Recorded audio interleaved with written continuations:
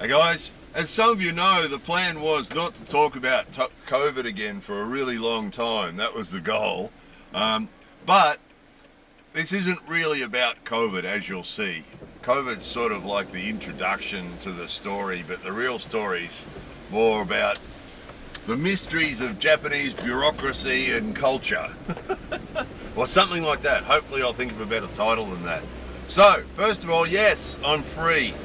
I've been released from my bonds, released from my cell after isolation, and I'm free. Yay, right? So that's fantastic, very happy about that. Off to work to put in some really hard days' work from now on. So that's fantastic. However, some of you would have seen the video, the last video on the topic, and the health centre at City Hall. Now, I keep calling them the health centre, but in actual fact, it's the health insurance counter at City Hall, right?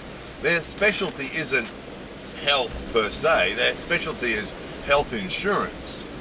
So usually when you have a problem with your health insurance, or you have to register, or you have to pay, or something to do with your health insurance, that's the counter you go to at City Hall. That's their specialty, is health insurance. So they're public servants whose job it is to administer the paperwork, right, and make sure all the forms are filled out properly and all the rules regarding health insurance are followed. That's their specialty, right? They're the people. Every time I said to you that the health centre at City Hall called, that's who I was talking about. They're not actually doctors or nurses or medical professionals. They're health insurance public servants, right? So above those, of course, we have the national government, right? Japanese government, whose health department sets the policy for isolation, self-isolation, and all this sort of COVID-related stuff, right? So you would assume that their guidelines are the guidelines that are followed in relation to all the isolation stuff and everything else. And that's what we've been referring to all the way along, checking on, is the national government guidelines on this thing. However, in the last video I said that we're all going to be free. We had 2 more days to go, and then we're all going to be free, that the kids are going to go off to school, and that I could go off to work, and we'd all be free, right? And that was the plan. Released that video, and then another phone call come. It seems like we're getting a phone call from the health desk, the health insurance desk, just about every day or every second day. They'd call and have these big, long conversations, with no new information at all. And my wife was fanatically recording all the information. She was taking everybody's temperatures every few hours and recording it, and doing all this recording of information that they wanted her to do, even after all of us had no symptoms anymore. So all of us were over it. We didn't have fevers, we didn't have any symptoms at all, except the occasional after cough, right, that we've got. But other than that, no symptoms at all, but still fanatically recording. She was fanatically recording that information a number of times every day, right? And when they'd call, she'd give them all that information. So based on that information, last week they said to us, okay, you've got to stay isolated till Sunday, and then after Sunday you can go about your life, right? Kids can go to school, hubby can go to work, everybody can go back to doing their normal thing. So that's what they told us. That's what I told you guys in the last video, and we're looking forward to it. The kids were counting down how many more sleeps they're stuck at home before they can actually start going somewhere again, and we were counting down the sleeps too, So anyway, get a phone call yesterday from the health desk again, saying, I don't know how the conversation started, but there was this big, long conversation, And the upshot of it was they decided that the wife should stay home until Wednesday. So I'm not sure when you guys are going to be seeing this video. It's Monday morning, right? They told us that everybody would be free Monday morning. We could all, that we had to stay home till Sunday, Monday morning. From Monday morning, we'll all be free. But then they called up and said, no, she has to stay isolated till Wednesday. The wife has to.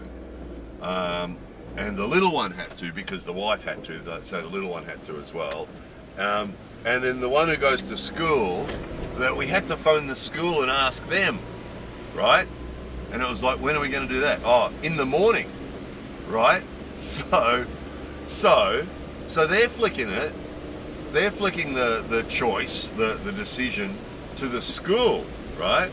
So they already said that the school-aged kid was free to go to leave the house, but now we've got to phone the school and ask them if it's okay for her to come to school, right? And as soon as they said that, because you know who's the healthcare professional at the school, right? They're educators, right? It's not their job to make decisions on people's health. So I knew what was going to happen. So 7 o'clock this morning, the wife phoned the school. And the person who makes the decisions isn't here. We'll have to call you when they come in, and then we're waiting for that person to call back. And the health centre called back again to see what the school said. Don't know yet. So then the school called. Oh dear, what shall we do? What shall we do? And so what you've got is, so the end result was the school said, oh no, maybe don't come today. Maybe come tomorrow, right? So who made that decision at the school, do you think? What healthcare professional at the school made that decision that kid could go out into the world today but wasn't allowed to go to school after being at home for 12 days or whatever she's been at home for? You know, she's already missed 7 or 8 days of school, you know. Oh, she'll just stay home for another day for no apparent reason, right? And then the health centres called, and what did the school say? Oh, the school said she can't come. What about tomorrow? Don't really know. And so just about every one of these conversations involved at least one yoko wa karanai, right? I don't really know. Don't really know. Yoko wa karanai, yoko wa karanai. Doshio. What should we do? Yoko wa karanai. Right? And none of these people are really qualified to make any decisions at all about anybody's health. Right? You know, you've got people in there that shuffle papers to do with health insurance, and you've got people at school who are involved in education. Nobody at that school has the ability to make a decision about healthcare, you would think. So, but the reason I'm making the video is partly therapeutic to release the frustration at the stupidity of it all, but also as it's a classic example of Japanese bureaucracy and Japanese culture in action, right? Inaction's actually the right word, isn't it? I meant 2 words, in action, but in actual fact it's inaction, isn't it? Because what happens is you've got a few things at play here. One is that Japanese people always listen to the person who's the sensei, right? Whoever that is. Now that could be a 23-year-old guy that's been working at the health insurance counter at City Hall for a month, right? Because it's April, so he could be a beginner. He's been there a month, but because he's working at the health counter, he's sensei, right? So whatever he says, that's it. That's it. And it's the same as with school. It could be just some administrator in the office saying, you know, no. And because that person's the person in power, we have to listen to them, right? So that's the first thing that you've got. And if you're married to a Japanese person or you're involved with Japanese people, and someone that they think is the knowledgeable person says something, you cannot fight it, right? You cannot fight it. There are some things, you have to choose your battles. There's some things, sometimes some things in our house where, you know, the sensei says something and we choose to go a different direction. It does happen, but you have to handle it really diplomatically and you have to choose your battles. And in a circumstance like this, where they say something about how long we should stay home or whether we should be able to go somewhere, whatever they say about this particular topic, you cannot fight it. You cannot fight it. If you try to fight it or push against it or complain about it, all it'll do is make dramas, because Sensei said, right, the health people said, you know, that we can't go anywhere, that she can't, the wife can't go anywhere Wednesday. Ridiculously, I can, right? And that the other kid can actually go out and do whatever she wants. She can go play with her friends if she wants to, but she can't go to school. right? Because these bureaucrats have said that's what it is. So there's a whole heap of stupidity in amongst it. But probably the most important point is, if somebody who the Japanese people consider to be a person in some sort of power or some sort of knowledge on a thing says something, you have to go along with it no matter how stupid it might seem, right? You just got to accept it, you know, and that's what we've been doing for the last 2 weeks. There's been a series of pretty stupid decisions over the last 2 weeks, and pretty stupid things. The self-isolating thing, remember in a previous video I mentioned about us all having to stay in separate rooms and wear masks and alcohol at home, separating each other from each other? And it was because, you know, you don't want to, if one person's got COVID, another person's got COVID and they come together, you get double COVID, right? And at the time, I repeated that back to her and said, is that what you're saying? That if, you know, 2 people have COVID and they hang out together, they'll get double COVID? And oh, that's it, you know? And then, funnily enough, yesterday, this thing came up and she said, oh yeah, that wasn't right, was it? You know, 2 weeks later, she's got the information from some sensei that that's not correct. If you have the same strain of COVID, which we had, I introduced it to the house, we all had the same strain. So us hanging out together and not wearing masks wasn't going to make any difference. And some sensei finally told her that yesterday, as we got to the end of getting to the end of this nonsense. Some sensei finally said it, so now it's true. So yesterday we could take our masks off because some sensei said, right? And I'd already looked on the internet, you know, when I say I look on the internet, I don't watch YouTube videos. I go on the internet and I go to, you know, Mayo Clinic or, you know, the Oxford University had some interesting information. You know, I go to sort of like respected, you know, knowledgeable places for my information and compare them, you know, CDC, WHO, everybody, and then compare them and see what the consensus is, you know. Same as I did about the booster. The consensus seems to be, even after you've been infected, getting the booster seems to be a good idea, right? But they don't do that. Whatever the latest sensei says, that's the rule, right? So that's the first point. The first point of this video is to make that observation that, you know, when somebody in power, no matter who they are, it could be the 23-year-old guy who's worked on the counter at City Hall for a month, if he says you've got to stay home, you've got to stay home. If the part-time administration worker at the school says the girl can't go to school, then she can't go to school, right? And that's it. You can't argue about it, you can't question it, you can't complain about it, you just have to go, okay, that's just what you have to say, right? All right, okay. And so the other point is, and this is what makes this such a frustrating thing, is when and we're actually talking about this in the house this morning, when a Japanese person has to make a decision between a yes and a no, it's almost always safer to go with the no, right? So, you know, when they say, oh, you've got to ask the school, as soon as they said that, I knew the answer would be no, she can't come to school. Because they always take the safest for them decision, right? It's what they always do.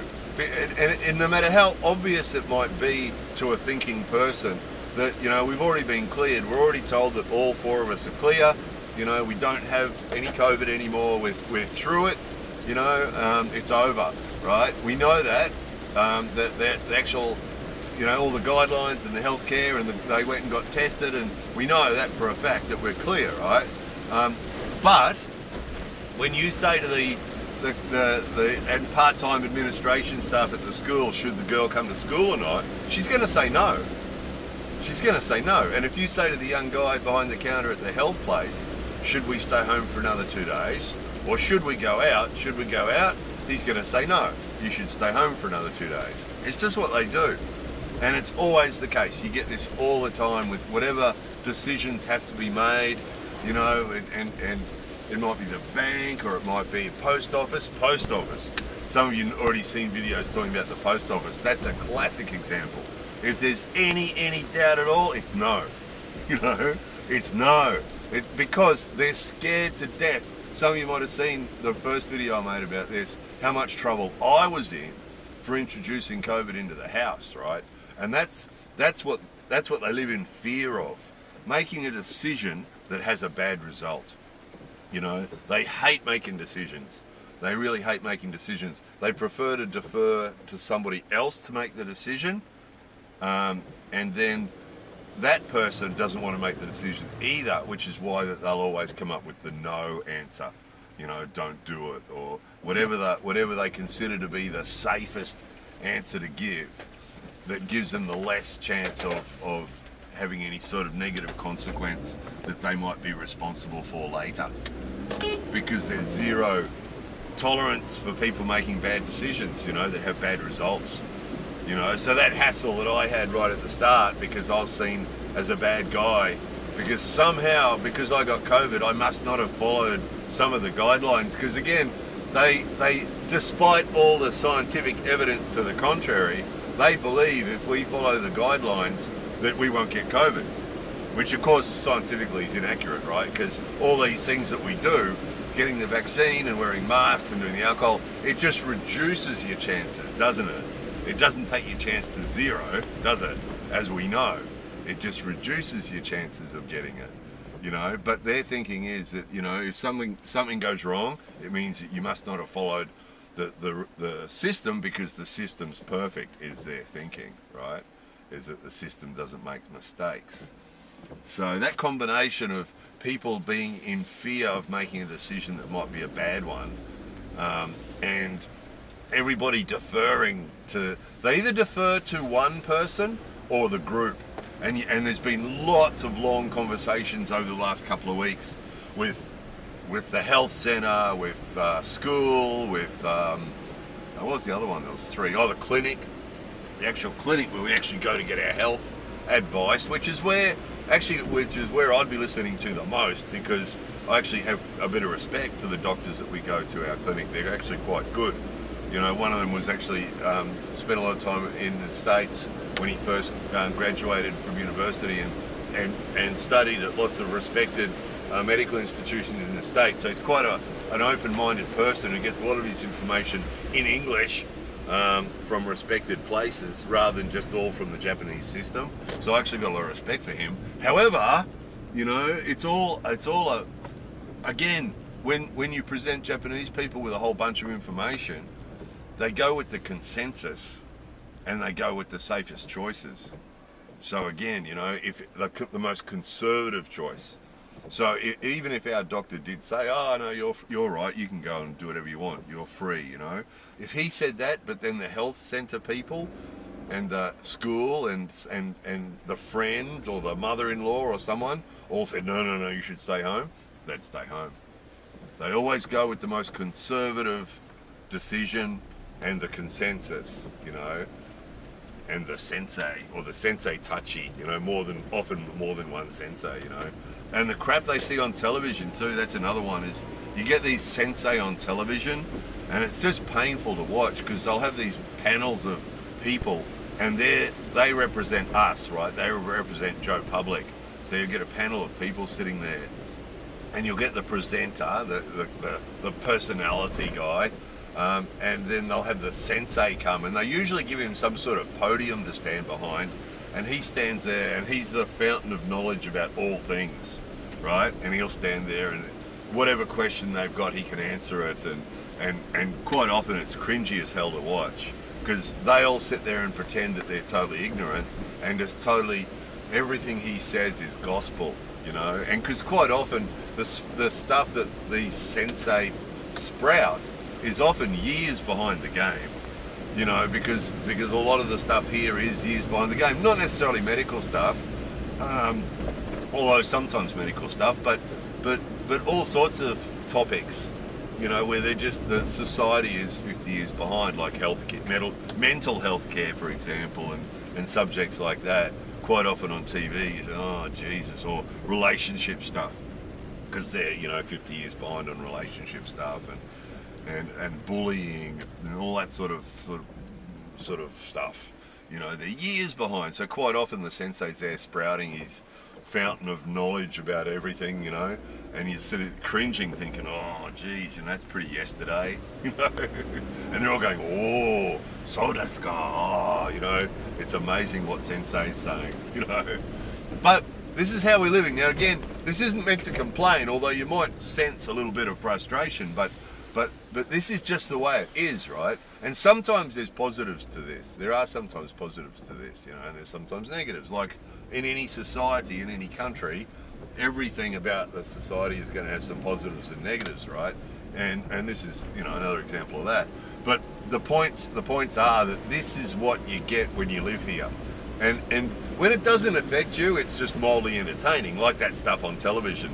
I don't watch Japanese television much because it's just cringy as hell, but occasionally the thing's on and other people are watching it, and I sort of watch it for a minute and go, oh shit, and when it doesn't affect you, you don't care, right? And sometimes it's just good for a laugh, or it's good for a video. I might make a video on the topic if it's entertaining enough, so that's quite often the case. However, when it directly affects you, when it's some 23-year-old dude telling you you can't leave your house for a week, or your family can't leave their house for a week, or something other that's ridiculous, and because we all fulfilled the government's national guidelines on the isolation thing, we already fulfilled that a few days ago. We should have been out last week, but these other turkeys have all said this other stuff, so we've got to wait. And when it affects you like that, where look, I'm okay now, I can go, and they're saying, no, you can't, you've got to stay home. It's really frustrating. It's really, you just want to say, oh, get away, I'm going, see you later, but you can't do that, because if, maybe if you're a single person living in Japan on your own, you could do something like that, you could buck the system, but you've got to think about your Japanese family. When you've got Japanese family around you, and extended family, how you behave directly affects how they feel, and it'd make them feel terrible if the school said, or the city said, or anybody in authority said that you should stay home or you should do something. If you didn't do it, they'd think you're a terrible person, and they'd be embarrassed, and they'd be, disgusted, and there'd be all sorts of stuff. It'd be bad. So you just got to go with it. So that's the point. You got to listen to the sensei, and the sensei is always going to make a conservative decision, and always say no. Just the way it is. Just the way it is. Shogunai. It's just the way it is. Anyway, that's enough of that. More videos coming soon.